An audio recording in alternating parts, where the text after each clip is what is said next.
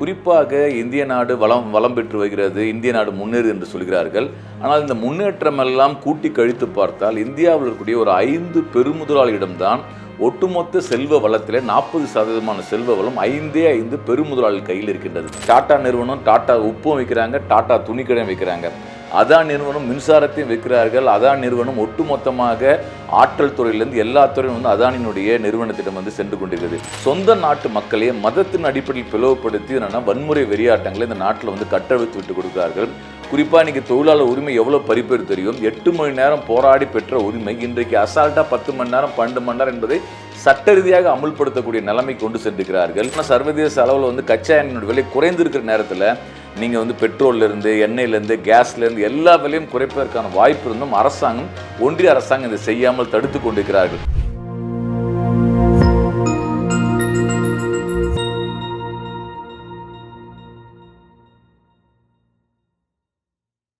Marxist communist கட்சியின் சார்பாக மக்களுடைய அடிப்படை கோரிக்கைகளை முன்வைத்து ஒரு 10 நாட்கள் பிரச்சார இயக்கம் இன்றைக்கு தமிழ்நாட்டில் முன்னெடுத்து வரப்படுகிறது. குறிப்பாக ஒன்றிய பாஜக அரசாங்கம் இன்றைக்கு இந்த நாட்டில் இருக்கக்கூடிய செல்வ வளங்களை எல்லாம் மனித உழைப்பை எல்லாம் பன்னாட்டு கார்ப்பரேட் நிறுவனங்களுக்கும் இந்திய பெருமுதலாளிகளுக்கும் அள்ளி கொடுக்கக்கூடிய அயோக்கியத்தனமான வேலையை முன்னெடுத்து வருகிறார்கள்.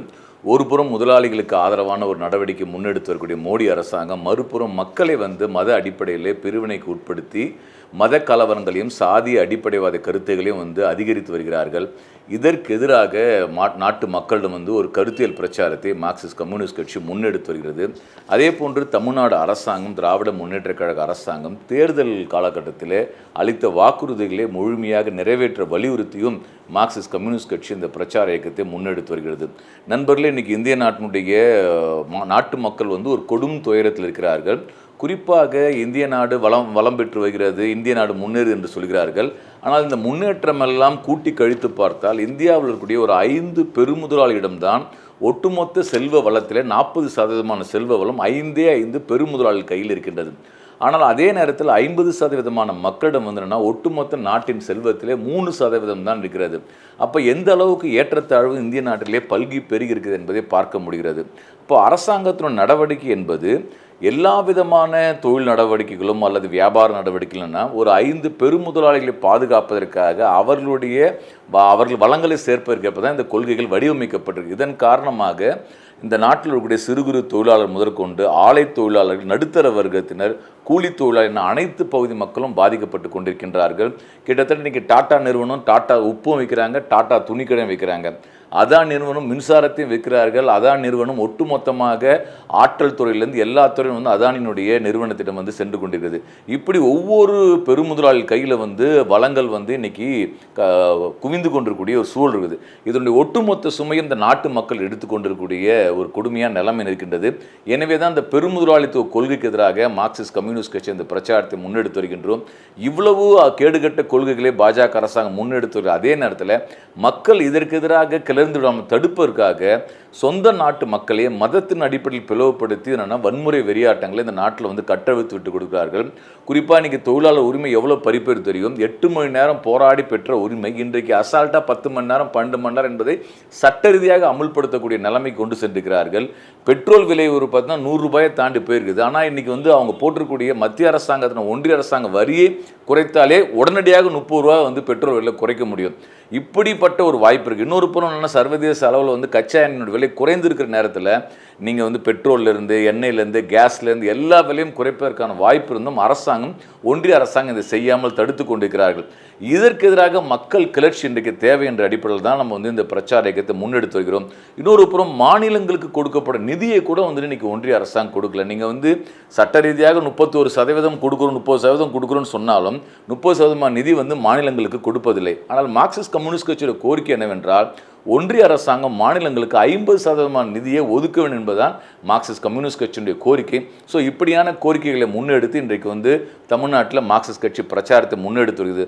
ஆனால் பாஜக கட்சி இந்த பொருளாதார பிரச்சனையின் பின்னால் மக்கள் அணி திரடும் என்பதற்காக இன்னைக்கு கடவுள் பேரில் என்னென்னா மக்களை ஒன்று திரட்டுற என்ற பேரில் முருக மாநாடை மதுரையில் நடத்துகிறார்கள். கிட்டத்தட்ட என்னன்னா கடவுளே இவங்கள தான் கடவுளை காப்பாற்றுவது பாஜக கட்சி என்ற அடிப்படையில் இன்னைக்கு அந்த முருகனுடைய மாநாட்டை முன்னெடுக்கிறார்கள். இந்த மாநாட்டை என்னன்னா இவர்கள் நடத்தக்கூடியது முருக பக்தனுடைய மாநாடு கிடையாது, இது அரசியல் மாநாடு. இந்த அரசியல் மாநாட்டை தமிழ்நாட்டு மக்கள் நிராகரிக்க வேண்டும் என மார்க்சிஸ்ட் கம்யூனிஸ்ட் கட்சி அறைகூவல் விடுகிறது இந்த பிரச்சாரத்தின் வழியாக.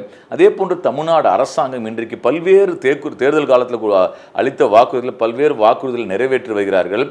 ஒன்றிய அரசாங்கத்தினுடைய பொருளாதார நெருக்கடிகளுக்கு உட்பட்டும் அதே நேரத்தில் ஒரு சில நல்ல முன்னெடுப்புகளும் தமிழ்நாடு அரசாங்கம் முன்னெடுத்து வருவதை மார்க்சிஸ்ட் கம்யூனிஸ்ட் கட்சி வரவேற்கிறது. ஆனால் அடிப்படையான சில பிரச்சனைகள் தமிழ் அரசாங்கம் கவனம் செலுத்த வேண்டும் என சுட்டிக்காட்ட வேண்டும். குறிப்பாக அரசு துறைகள் எல்லா துறையிலும் காலியாக இருக்க பணியிடங்கள்னா இன்றைக்கு அரசாங்கம் வேலைக்கு ஆள் எடுப்பதே கிடையாது.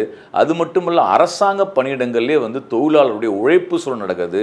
தொகுப்பூதியம், மதிப்பூதியம், கான்ட்ராக்ட் லேபர், கேஷுவல் லேபர், பதில் இது மாதிரி பல்வேறு வகையில் பார்த்தீங்கன்னா இந்த நாம் தமிழ்நாட்டினுடைய இளம் பெண்களுடைய இளைஞருடைய உழைப்பு சூறையாடப்பட்டு கொண்டிருக்கிறது. இதை நாங்கள் ஆட்சிக்கு வந்தால் இவர்கள் வேலை நிரந்தரப்படுத்தும், வேலை உத்தரவாதப்படுத்தும் என்று திமுக சொன்னது. ஆனால் இன்றைக்கு அதை ஏன் செய்ய மாட்டேன்றீங்க? இன்றைக்கி அரசு துறையாக இருக்கலாம், மருத்துவத்துறையாக இருக்கலாம், செவிலியர் துறை, இப்போ ஆசிரியர் துறை, எல்லா இடத்துலையும் என்னென்னா பணியிடம் என்னென்னா காலி பணியிடங்கள் அதிகரித்திருக்கிறது. இந்த பணியிடங்கள் நிரப்பப்பட வேண்டும். தொழிலாளர் உழைப்பை ஒரு அரசாங்கம் சுரண்டக்கூடாது. ஒரு பெருமுதலாளி போன்று ஒரு மக்களால் தேர்ந்தெடுக்கப்பட்ட அரசு செயல்படக்கூடாது என்பதுதான் மார்க்சிஸ்ட் கம்யூனிஸ்ட் கட்சியினுடைய பிரதான கோரிக்கை. அதே போன்று மின்கட்டண உயர்வு அதிகரித்து கொண்டே வருகிறது. ஸ்மார்ட் மீட்டரை பொறுத்து இன்னும் அது மின்கட்டண உயர்வை அதிகரிக்க இருக்கிறார்கள். இது எல்லாம் தடுக்கப்பட்டு மாதந்தோறும் மின்கட்டணம் கணக்கீடு செய்து அதன் அடிப்படையில் என்னென்னா மின்சார கட்டணம் பெற வேண்டும் என மார்க்சிஸ்ட் கம்யூனிஸ்ட் கட்சி வலியுறுத்திருக்கு. ஏன்னா இதுவும் தேர்தல் காலத்தில் கொடுக்கப்பட்ட வாக்குறுதி. அதே போன்று இன்றைக்கு என்னென்னா ஆட்டோ தொழில் நீங்கள் பார்த்தீங்கன்னா கிட்டத்தட்ட ஓலா, ஊபர் இப்படியான கார்ப்பரேட் நிறுவனங்கள் ஆப் மூலயமாக சவாரி இது பண்ணுறாங்க. ஆனால் தமிழ்நாடு அரசாங்கம் என்னென்னா அரசாங்கமே ஒரு ஆப் உருவாக்குனா அதன் மூலயமாக என்னென்னா ஓலாக்கும் ஊபருக்கும் போகக்கூடிய பணம் அரசுக்கு வருவாயாக வரும்.